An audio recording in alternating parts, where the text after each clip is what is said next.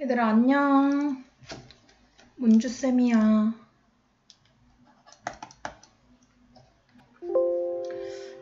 이렇게 첫 시간을 온라인 수업으로 하게 돼서 정말 너무 안타깝습니다. 선생님 본 지도 지금 거의 한 이틀 정도밖에 안 됐는데 선생님 안 그래도 늦게 나와서 수업까지도 이걸로 하게 되니까 너무 아쉬워요. 정말 이번 학기에 선생님이 과학 중에서 제일 좋아하는 단원이 천문단원이라서 진짜 이번에 열심히 재밌게 해보고 싶었는데 2주 동안 이렇게 하게 돼서 너무 안타까워요. 그런데 또 이렇게 온라인 수업의 장점을 생각해보면 더 많은 자료들을 여러분들 이렇게 편한 화면으로 볼 수 있게 해줄 수 있으니까 그런 장점들을 살려가지고 한번 수업을 시작해 볼게요. 여러분들 이번 학기에는 이렇게 천문학을 선생님이랑 같이 공부하게 될 거예요. 그래서 이번 학기 동안 선생님은 별과 우주단원을 수업하고 강신영 선생님이 에너지 전환과 보존단원 수업하시고 그리고 이거 다 끝나면 그 다음에 생식과 유전이랑 지난 학기에 못했던 호르몬 부분 공부하겠습니다. 자, 그러면 수업 시작해 볼까요? 자, 천문이라는 걸 공부할 건데 도대체 천문학을 언제부터 공부했었나? 우선은 조선시대 때만 봐도 굉장히 천문학을 활발하게 연구했던 걸 알 수 있었어요. 왜냐면 조선시대 때 천문학에 대한 기록만 거의 책 10권이 넘어요. 그 조선시대에 일어났었던 유성우 아니면 일식 이런 것들을 우리 선조가 다 기록을 해놓은 거예요. 그리고 또 그런 걸 기록만 하고 끝났느냐? 그것도 아니죠. 조선시대에 대표적으로 이렇게 천문을 많이 연구하고 그런 기기들을 만들어낸 과학자 이름 장이응 시옷 네, 장영실 맞습니다. 그래서 그 장영실이 주인공인 영화가 바로 천문이란 영화인데요. 그 영화 속에서 이제 지금 이렇게 원격 수업이라 이걸 틀어줄 순 없지만 장영실이 세종대왕이랑 합작해가지고 같이 어떤 작품을 만듭니다. 그 내용이 절기라는 거 있죠. 하지, 춘분, 추분, 동지 이런 절기 여러분도 한 번쯤은 들어봤을 텐데요. 이런 절기가 굉장히 중요한 이유가 농사를 지을 때 어떤 시기에 맞춰서 해야 될 일이 있어요. 어떤 작물에는 물을 줘야 되고 어떤 작물은 이 절기가 지날 때까지 물을 주면 안 되고 그런 거에 따라서 1년 농사의 성패가 결정되는데 그 절기를 누가 정해줬냐? 지금 그 조선시대까지는 명나라에서 강제로 우리 명나라 것을 똑같이 사용해라 이렇게 하던 시기였어요. 근데 그것 때문에 이제 농사가 실패하고 막 농민들이 힘들어하니까 세종대왕이 안 되겠다. 우리도 우리만의 절기를 만들자. 그럼 절기를 뭘 보고 합니까? 그 당시에 달력이 있었던 것도 아니고 하늘의 별자리가 움직이는 걸 보면서 절기를 구분한 거죠. 그래서 장영실이 그런 별자리를 구분할 수 있는 대간의라는 기구를 만들어서 우리나라만의 독자적인 절기를 완성합니다. 근데 어떻게 됐을까요? 그걸 들은 명나라가 아주 극대노를 합니다. 극대노. 그래서 당장 막 찾아와가지고 사신이랑 우리나라한테 큰 모욕을 줘요. 어떻게 그렇게 불손한 기기를 만드냐? 왜 명의 법칙을 따르지 않고 너네만의 것을 만드냐? 당장 폐기 처리해라. 그 결과가 뭘까요? 아직까지도 우리나라 절기는 중국의 절기를 그대로 쓰고 있답니다. 사실 막 입춘이라는 것이 봄이 시작된다는 뜻이거든요. 근데 입춘이 됐는데도 봄 같지가 않을 때가 많아요. 아직도 막 엄청 겨울처럼 춥고. 왜 안 맞냐? 사실 이거 중국 기준이기 때문에 그래요. 우리나라와 잘 맞지 않는다. 자, 그래서 이렇게 시간이 흘러서 어느덧 현대가 됐고요. 지금은 뭐 누가 천문학 내가 더 공부한다고 제지하거나 그런 건 없죠. 하지만 이런 정보력에 있어서는 모든 나라가 다 공평할까요? 우선 여러분들 미국 하면 딱 생각나는 천문학 기관 뭐 있습니까? 네, 유명한 나사 있죠. 나사는 국제 공용기구일까요? 전 세계인들을 위해서 공평하게 일하는 기구? 아니죠. 나사는 미국 기관이에요. 미국 기관. 그래서 미국의 국익을 지켜주지 않는 정보는 나사는 공유하지 않아요. 그리고 미국한테 해가 되는 정보도 절대 전 세계에 공유하지 않아요. 선생님이 이런 거를 되게 크게 느낀 게 2012라는 영화를 보면서 느꼈었는데 이제 2011이라는 영화가 2011년도에 세상이 망할 거라는 그런 예상을 하는 사람이 굉장히 많았어요. 그런 세상 종말론도 막 되게 많이 떠돌고 있었고 그런 증거랍시고 막 여기저기서 막 내세우는 사람도 많았어. 실제로 영화가 아니라.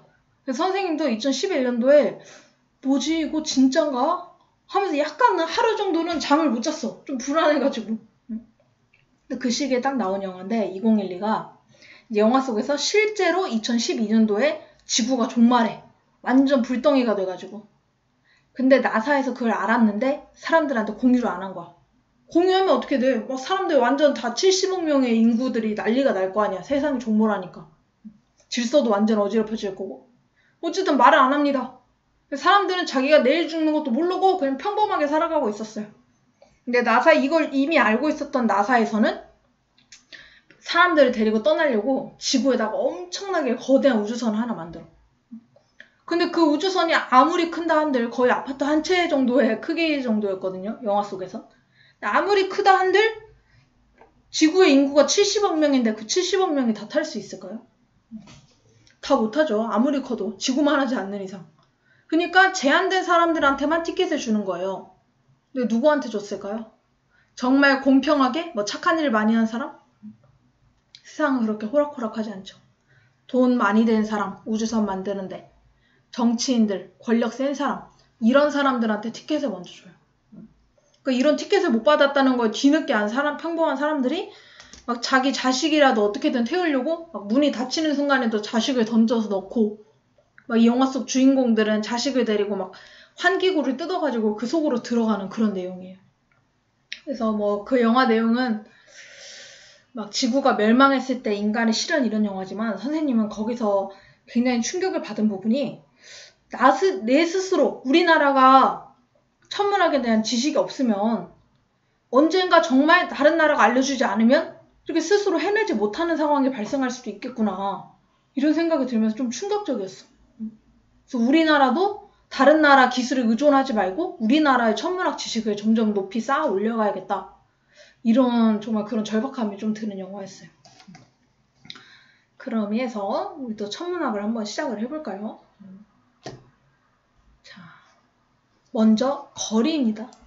우주에서는 항상 거리로부터 시작해요. 거리로부터 시작한다면 뭔 말이냐면 별과의 거리를 알므로써 점점 알게 되는 것들이 있어요. 예를 들면 여러분들 대표적으로 빅뱅. 빅뱅이 뭔가요? 우주가 태초에는 이 공간이 한 점이었다는 거야. 우리 모두가 선생님, 엄마, 아빠, 나, 내 친구, 우리 반 애들 30몇 명 아니면 뭐 전 세계인들, 아프리카인들, 미국인들, 캐나다인들 다 모두가 이 한 점에 모여 있었어. 우리 모두가. 이 한 점에 선생님이랑 여러분들도 다 한 점에 붙어 있었어요. 오밀조밀. 근데 이게 어느 순간 누가 그랬는지 모르지만 공간이 점점 커지면서 별이 생기고 그 별이 터져서 원소들을 만들어내고 그 별이 터져서 만들어진 게 뭐야? 바로 우리잖아. 여러분들은 별에서 태어났어요. 그리고 언젠가는 이 태양계도 수축해가지고 다 사라질 거야. 몇백억 년이 지나면. 그때는 우리 다시 뭘로 돌아가? 다시 별이 되는 거야. 이렇게 처음에 이 빅뱅이라는 것을 어떻게 알았을까요? 빅뱅이라는 것도 별의 거리를 알면서 시작됐어요. 어떤 별과의 거리를 알아냈는데 그 별이 점점 멀어진다는 거 안 거야. 이걸 통해서 우주 공간이 팽창하는구나. 그렇다면 원래는 더 작았겠구나. 이런 걸 통해서 빅뱅이란 걸 알아낸 거죠. 그래서 우주에서의 거리를 알아낸다는 것은 굉장히 좀 의미가 있습니다. 그러면은 먼 곳의 거리를 알아내는 방법 여러 가지가 있죠. 1번 거리가 교시 정도 크게 떨어져 있을 때 어떤 방법 쓸 수 있나요? 네, 교시 정도야 뭐 줄자로 잴 수 있죠. 운동장 정도는 이것도 조금 힘들긴 하지만 줄자로 잴 수 있을 것 같아요. 홍성에서 부산까지는. 교실에 있으면 막 친구들이 대답을 해줄 텐데 대답을 못 들으니까 아쉽네요. 네, 홍성에서 부산까지는 인공위성 촬영한 영상을 통해서 알 수 있고 지구에서 달까지는 이건 좀 어렵죠. 근데 이거 여러분들 2학년 때 이미 배웠던 거잖아. 막 비례식 이용해가지고 2학년 때 배웠던 거 기억나요? 그 여러분들 배웠던 방법도 있고 또 어떤 방법이 있냐면 요즘에 가장 많이 사용하는 방법은 레이저를 쏘는 거야. 지구인이 달에다가 레이저를 쏴요. 퓨. 그럼 이 레이저가 달에 닿았다가 반사돼서 다시 돌아옵니다. 티숑. 이때 갔다가 돌아오는 시간을 측정해. 그리고 빛의 속도는 이미 알고 있어요. c. 그럼 이 달까지의 거리는 어떻게 구할까? 거리는 속력 곱하기 시간이잖아. 속력도 알고 왔다 갔다 한 거리니까 시간도 알아. 이걸 통해서 달까지의 거리를 알 수 있다는 거죠. 그래서 이런 것들을 통해서 별의 거리를 알아냈습니다. 자, 그리고 이 밖에도 뭐 여러 가지 방법들이 있는데요. 자, 우리가 이 중에서 사용할 수 있는 방법이 하나 있어요. 그 첫 번째가 바로 교과서에 나오는 연주시차입니다. 자, 연주시차는 여러분들 교과서에 어디 나와 있을까요? 226페이지부터 나오네요. 226페이지부터 229페이지까지 오늘 수업합니다. 자, 여러분들 지금 연주시차 지금 바로 해볼 수도 있어요. 이렇게 얼굴 앞에다가 손가락을 둬보세요. 손가락. 이렇게 눈 가운데다 손가락을 대고 이쪽 눈을 감았다가 이쪽 눈으로만 봐보고 그 다음에는 이쪽 눈을 감았다가 다음 반대쪽 눈으로 한번 봐보고 이렇게 양쪽 눈을 번갈아 떠보면서 손가락의 위치 변화를 한번 확인해 보세요. 그러면 마치 손가락이 좌우로 왔다 갔다 하는 것처럼 보이거든요. 자, 그래 이걸 한번 해봤으면 이번에는 손을 더 멀리 떨어뜨려 놓고 양쪽 눈을 떴다 감았다 하면서 번갈아 가보세요. 이쪽 눈을 감고 이쪽 눈으로만 봤다가 그 다음에는 다른 쪽 눈을 감고 다른 쪽 눈으로 봐보고 네, 이렇게 보면은 손가락이 이번에도 좌우로 왔다 갔다 할 텐데요. 가까이서 손가락이 왔다 갔다 할 때보다 손을 최대한 멀리 떨어뜨리고 눈을 감았을 때 왔다 갔다 하는 정도가 더 적어요. 즉, 정리를 해보면 손가락이 멀어지면 멀어질수록 좌우로 움직여 보이는 차이, 이거를 시차라고 하는데 이 시차가 작아 보인다는 거죠. 이거 경험적으로 확인했어요. 작아 보이네? 자, 그럼 멀수록 차이가 작다. 이거를 이용해서 별의 거리를 알아냅니다. 별을 봤을 때 양쪽 눈을 번갈아 가면서 깜빡깜빡해요. 그러면 먼 별일수록 별이 좌우로 움직여 보이는 차이가 적어질 것이다. 바로 그런 원리죠. 자, 그런데 여러분, 별은 너무너무 멀리 있어요. 일단 여기 홍석에서부터 부산까지도 굉장히 먼 거리죠. 근데 눈 좌우 깜빡깜빡 한다고 그 부산 내에 있는 것들이 좌우로 왔다 갔다 해보일까요? 그 정도 멀면? 안 그렇죠. 왜? 우리 두 눈은 부산까지 거리에 비해서 너무 좁게 몰려있어. 너무 이 두 눈이 좁아. 더 두 눈이 먼 사람이 필요해? 더 눈이 양쪽 사이드로 몰려있는 사람이 있으면 그래도 그 차이를 확인할 수 있을까요? 겨우 이 정도 차이로는 안 되고 별을 관측하기 위해서는 엄청나게 먼 두 개의 관측 지점이 필요합니다. 그래서 이 관측 지점에서 별을 한번 관측해보고 다른 관측 지점에서 이 별을 관측해보고 우리 사람 겨우 두 눈 사이로는 너무 좁아요. 이 두 눈 사이가. 그러면 어떻게 하면 관측 지점을 가장 멀게 설정할 수 있을까요? 사실 지구 안에서는 어떻습니까? 지구 안에서는 가장 멀다고 해봤자 지구 제일 동쪽에서 지구 제일 서쪽 이게 최선이겠죠? 지구 안에서는. 근데 과학자들이 더 먼 곳이 필요해.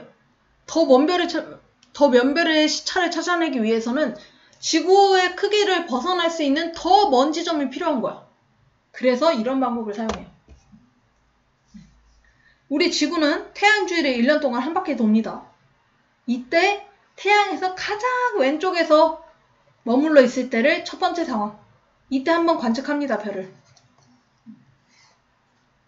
자, 그리고 지구가 뱅글뱅글 돌아요, 태양 주위를. 그 다음에 오른쪽, 가장 오른쪽에 있을 때 별을 한번 관측합니다. 이 차이를 이용해서 별의 거리를 구한다는 거죠. 그러면 정말 제일 멀 때 관측 지점을 설정할 수 있죠.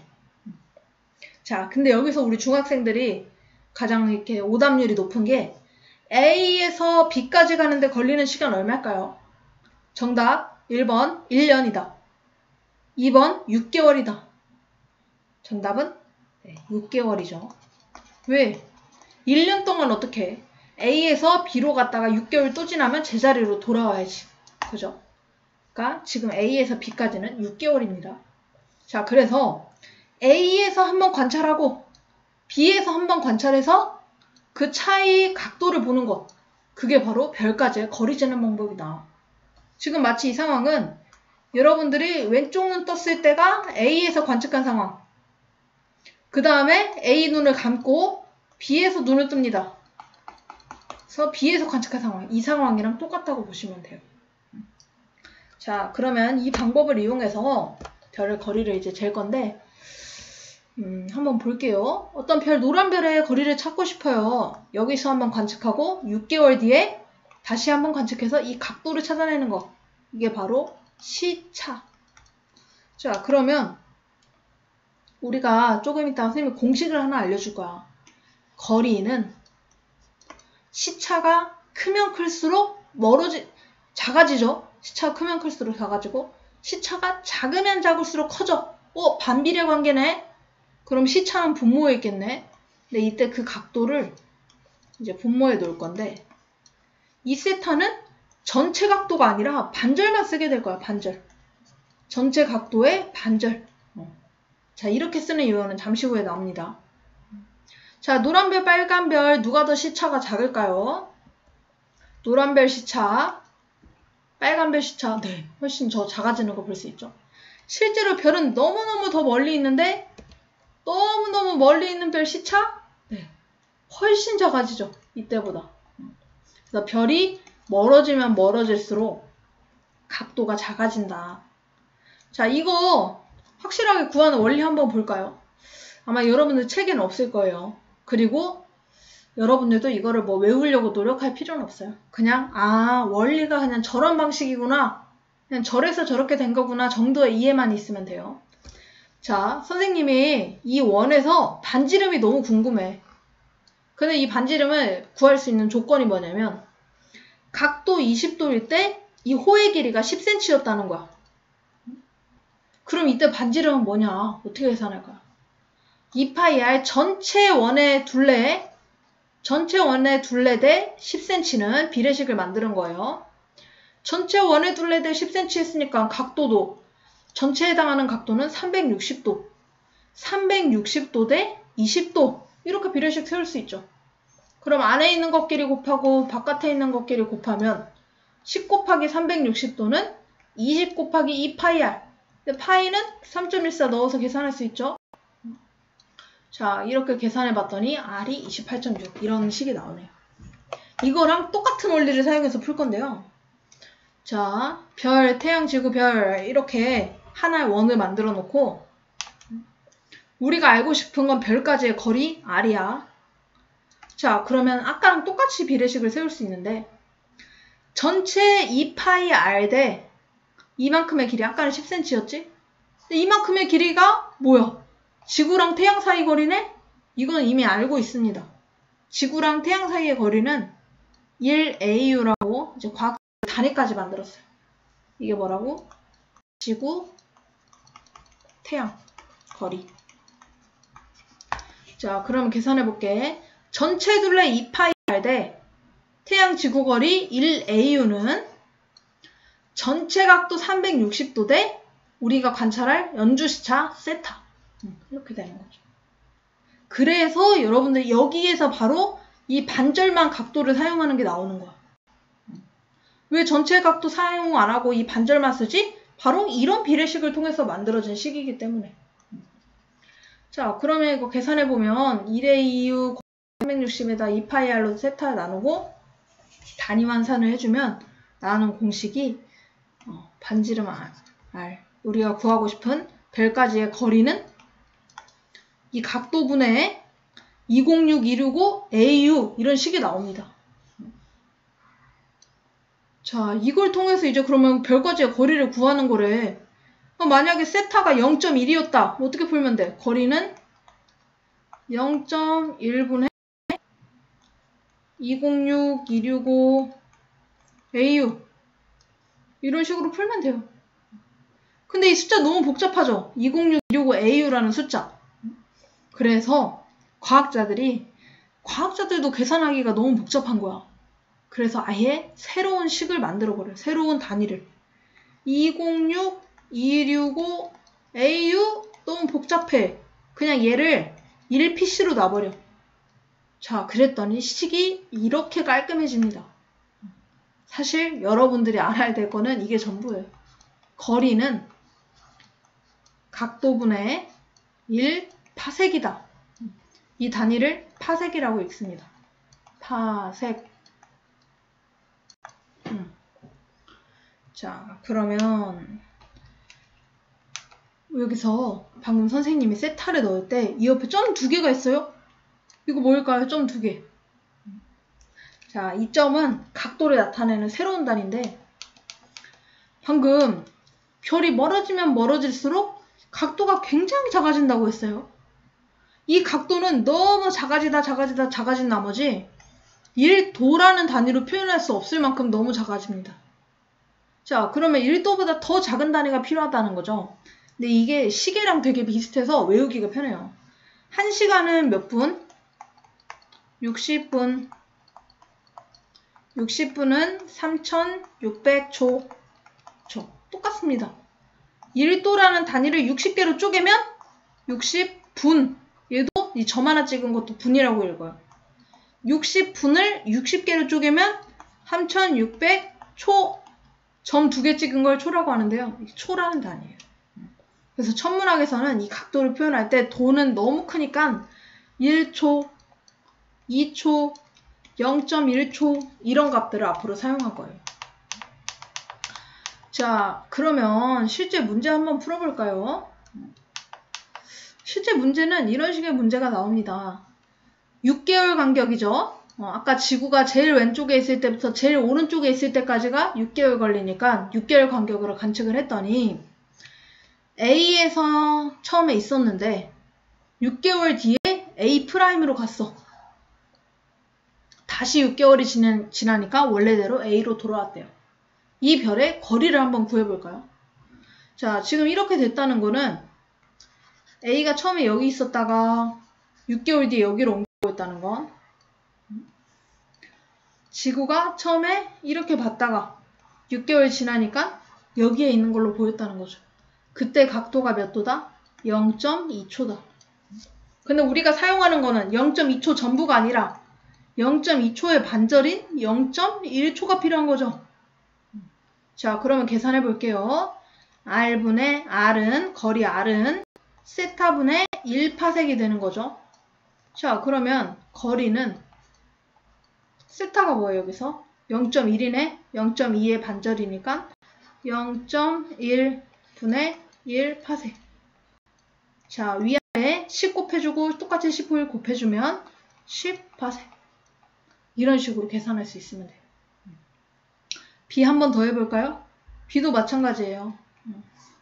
6개월 동안 움직여 보인 각도가 0.1이었다는 거죠. 근데 우리한테 필요한 건 0.1이 아니라 0.1의 반절인 0.05. 자, 그럼 계산해 볼게요. 거리 R은 0.05분의 1. 단위는 파섹. 자, 계산해 보면 위아래 100을 곱해주면 5분의 100 파섹. 답은 20 파섹. 네, 그래서 A는 10파섹, B는 20파섹이다. 이렇게 구할 수 있는 거죠. 근데 여러분 한번 상상해 보세요. 0.2초라는 거는 1도를 60개로 쪼개고 또 그걸 또 60개로 쪼갠 것 중에 2개다. 이 정도니까 너무 작죠. 이걸 관측한다는 건 굉장히 어려운 일이란 말이에요. 근데 이거를 최초로 관측한 게 언제냐면 베셀이라는 사람이 1700년대 후기에 이걸 처음으로 관찰을 해낸 겁니다. 이때 우리나라는 조선시대 후기였어요. 근데 이 백조자리라는 백조자리에 있는 별의 시차가 0.294인 걸 발견해낸 거죠. 자, 그러면은 계산할 수 있어. 0.294초는 선생님이 각도로 환산해서 보니까 0.00008도야. 그러니까 사람이 6개월 동안 지구가 이렇게 도는 동안 별의 연주시차 이 시차의 반절을 연주시차라고 하는데 이 연주시차가 0.00008도 움직인 거를 관찰해냈다는 거야. 정말 대단하죠.